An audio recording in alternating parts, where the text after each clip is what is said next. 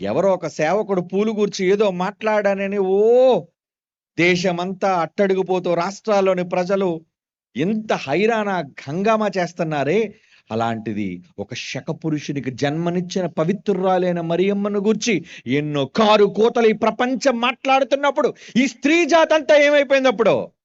ఏ అలా ఇచ్చిన మాట్లాడిన స్త్రీ, ఇలా మాట్లాడిన స్త్రీ, అలా ఇచ్చి పడేసిన స్త్రీ అని గొప్ప గొప్పగా కామెంట్లు పెడుతున్నారే, గొప్ప గొప్పగా తమ్నేల్స్ పెడుతున్నారే.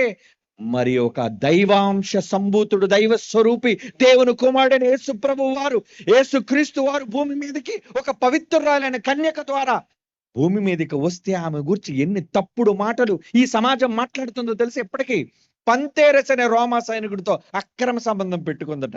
ఆ పేరు కూడా తెలుసురా మీకు? ఏమండి ఏమండి మరియమ్మ ఎవరితో పడుకుందటండి? ఆ అనడానికి ఈ సమాజానికి ఎలా నోరొచ్చిందండి? క్రీస్తు ప్రేమమూర్తి కాబట్టి క్షమించాడు, అందరినీ క్షమిస్తూనే ఉన్నాడు. అది బ్రతుకున్నంత వరకే, చచ్చాక చెల్లదని ఆట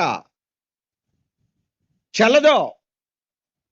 దేవుని పిల్లలారా, మరి ఆమెను గూర్చి ఆమె అలాంటిది ఇలాంటిది, ఆమె ఆమె కన్యత్వాన్ని పోగొట్టుకుంది, యేసుప్రభు అక్రమ సంబంధం వల్ల పుట్టాడని మాట్లాడినప్పుడు రెండు రాష్ట్రాల్లో గోలెత్తి రంకెలు వేసే స్త్రీ జాతి అంతా ఏమైపోయిందమ్మా? మరియమ్మ స్త్రీ కాదా?